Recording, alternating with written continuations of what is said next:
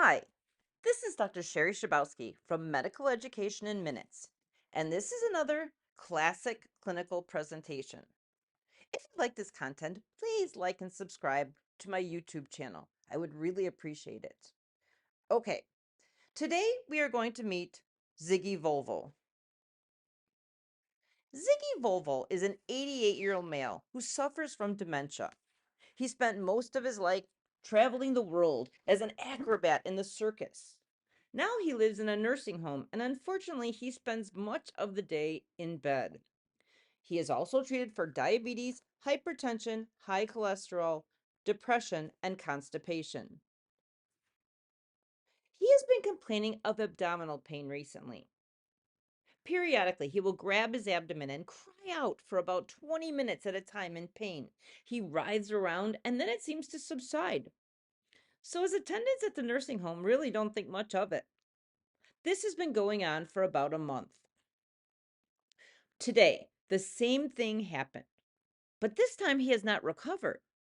This time he started vomiting and then became very listless. The doctor was called, and the doctor suggested that Mr. Volvo be evaluated in the hospital. They called the ambulance, and he was transported to the hospital.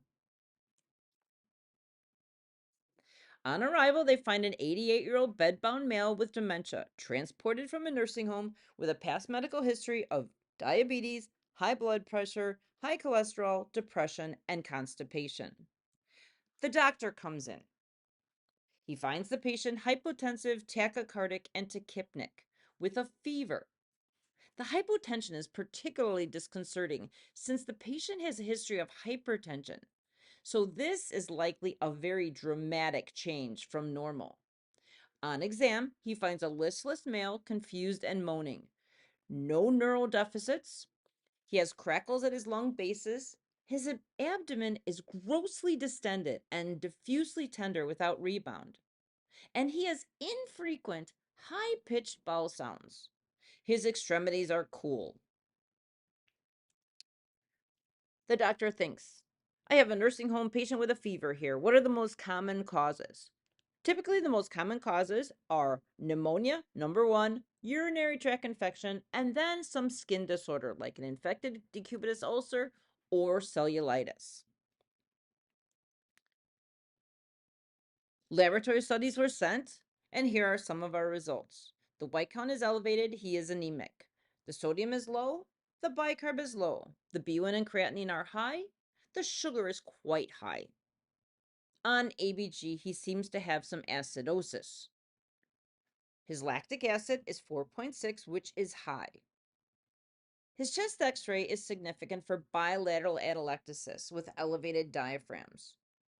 His urinalysis is concentrated with a glucose of 3 plus, but no ketones. So what did this workup actually tell us? Well, he's anemic.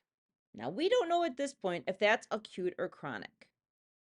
But when you're thinking about anemia, you think about it in three categories. Were the red cells lost, not made, or destroyed? Right now, he has an adequate amount of hemoglobin for oxygen delivery. So we're going to put this on the back burner and reevaluate for changes later on. His white cell count is very high. This likely represents an infection given his elevated temperature and abdominal tenderness. It's always a possibility that a very high white blood cell count could suggest leukemia, but that doesn't really fit here.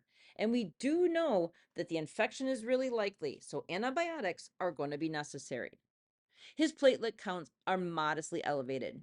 With the other two factors, this makes perfect sense. On his chemistry, the sodium is low and the glucose is high. Glucose is osmotic and draws water into the vessels. This may lead to pseudo-hyponatremia, which is uniformly non-symptomatic. For every 100 increase over the normal 100 in glucose, the sodium will be expected to go down by about 1.6. So in our patient situation, he is 400 over 100. So 4 times 1.6 is 6.4.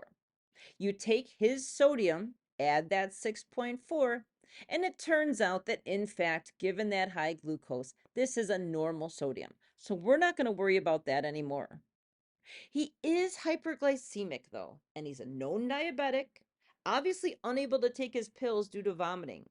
Also, infection further increases hyperglycemia, and it actually feeds bacterial infections, making them accelerate in colonization and growth. This needs to be addressed. On the chemistry, we see an elevated BUN and creatinine, and this suggests renal or kidney impairment. The ratio of BUN to creatinine is 60 to 2.2. This is greater than 10, suggesting a pre-renal cause. And in this clinical situation, it's likely due to decreased perfusion, likely because the patient is dehydrated. We will need to repeat this later after the patient has had adequate fluid resuscitation. Now let's look at that blood gas. What do we see here? We see a low pH, a low bicarb, and a low CO2. This typically represents metabolic acidosis with respiratory compensation. Again, we do know that respiratory rate was 24. What is the reason for this metabolic acidosis? Well, we're not going to be able to rule out a combination of factors, but at the very least, this is lactic acidosis. Lactic acidosis is triggered by anaerobic metabolism. It could be from limited perfusion or dead tissue, or in this case, it could be both. Now let's check out that urinalysis. The specific gravity of 1020 is isothenuric. In this case, it's higher than that. So this gentleman's urine is concentrated. High glucose in the urine osmotically draws water into the urine and should cause a dilute, sticky urine. A concentrated urine with this glucose level suggests severe dehydration because there's literally no water left to osmotically be drawn out into the urine without hurting the person. You also have high glucose without ketones. With this elevated glucose, diabetic ketoacidosis was a possible cause of the metabolic acidosis. Without ketones in the urine, it suggests at this point there is no diabetic ketoacidosis. So we will move on. Now let's check out that portable chest x-ray. Bilateral atelectasis correlates with those clinical crackles at the lung bases, and this is not particularly surprising when the diaphragms are elevated. But why are the diaphragms elevated? Was the picture taken at the end of expiration? What about the portable KUB? In most cases, a doctor would actually send this patient to CT, but CT takes a long time, and this doctor knows how sick the patient is. He knows that time matters, and the radiology tech was already coming for the portable chest x-ray anyway. So what we have here is a situation of one-stop shopping. You get a big bang for the buck by getting it done right then. Turns out this choice was money. This x-ray is consisted with a sigmoid volvulus. This isn't the perfect coffee bean appearance, but I think you can get the idea, or at least you will on the next slide.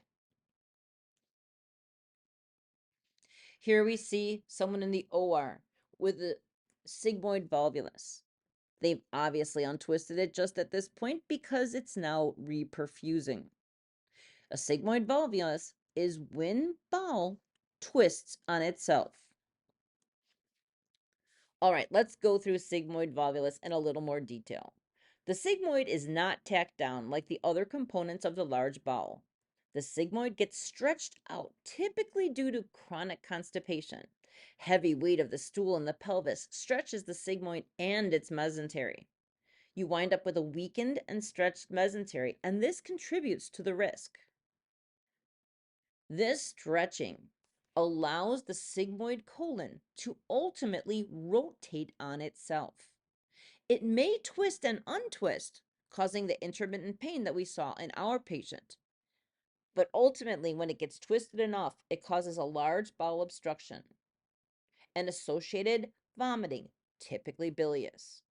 If it remains twisted, the blood supply is cut off, resulting in ischemia that can lead to necrosis and perforation in short order, making this a surgical emergency. Okay, complications of sigmoid volvulus include ischemia and translocation of bacteria from the sigmoid colon into the bloodstream. You have a high risk of perforation if it goes on for too long. Bacteremia is common, and so is sepsis. Okay, let's get back to Ziggy. During the exam, the patient is becoming more lethargic and is now vomiting bile. We need to kick into gear here. It is time to take action. Here's our problem list. Problem lists are often very helpful so you don't miss anything in complicated situations. So, right off the bat, we know that we have a sigmoid volvulus and a large bowel obstruction. That's a surgical emergency. The patient appears to be in septic shock. Hypotensive, tachycardic, tachypnic, increased white count, lactic acidosis, limbs are cool, fever. We've got it all. There is clear evidence that the patient is dehydrated, also hyperglycemic and anemic with renal insufficiency. So, what do we do about that sigmoid volvulus and large bowel obstruction? Well, we're going to start making calls. We're going to call general surgery because this is an emergency and the patient will have the damaged bowel resected and a colostomy if that's possible. Call GI. Well, there is a possibility that the sigmoid colon could be untwisted, using a flexible sigmoidoscope. Not likely to be the first choice, but in this very sick man, he may not be an acceptable surgical candidate. Let's just call them both. So they're both in-house and ready to go, depending on what decision is made on definitive action.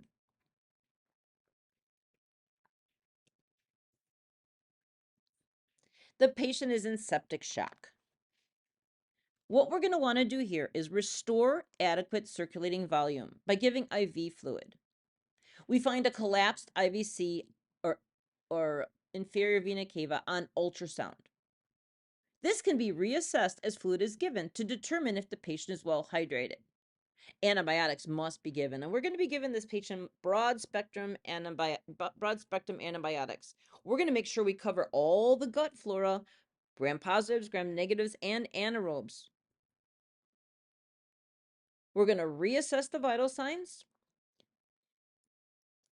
The fluid is likely to reduce the circulating red cell concentration. So we're going to have to reassess that hemoglobin. I mean, an operation is very likely necessary, so we're going to type in cross for transfusion just in case. Now we're going to reevaluate after fluid resuscitation.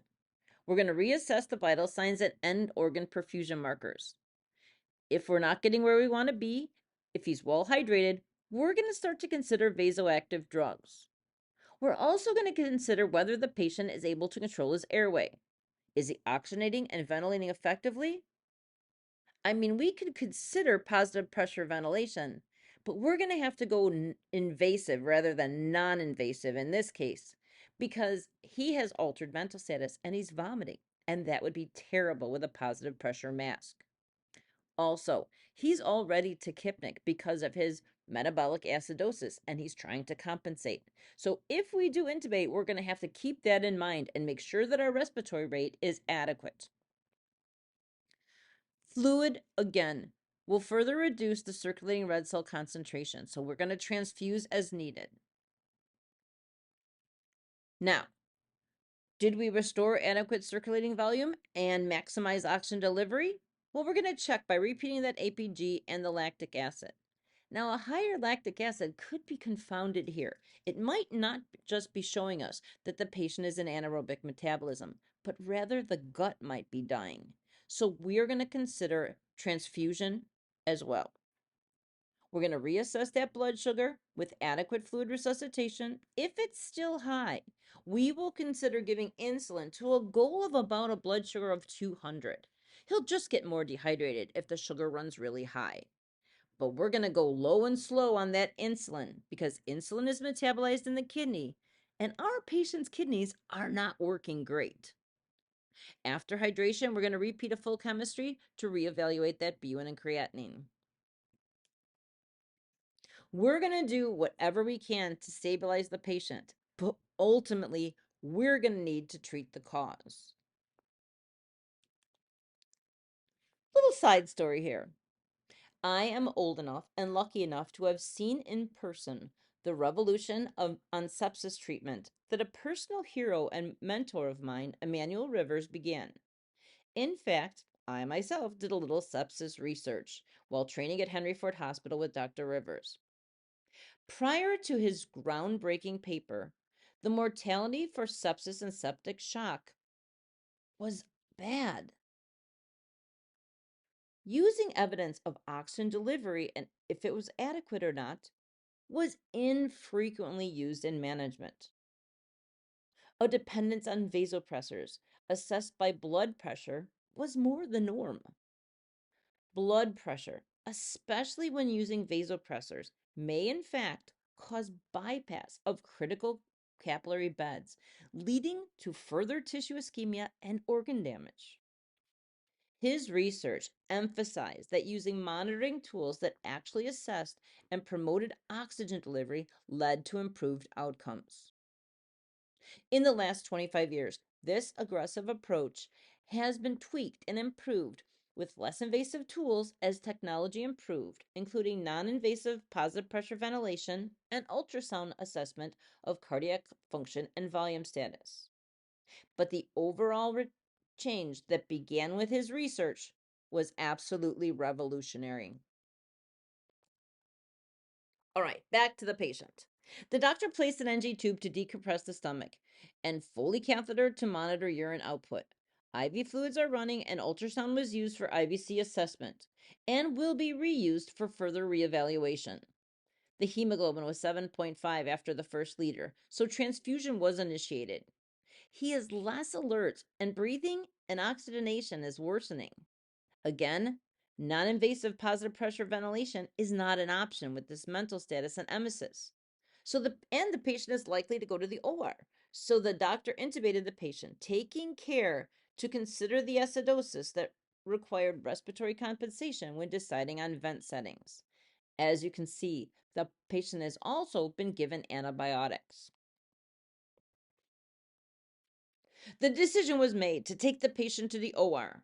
The surgical resident came down and took the patient right to the OR.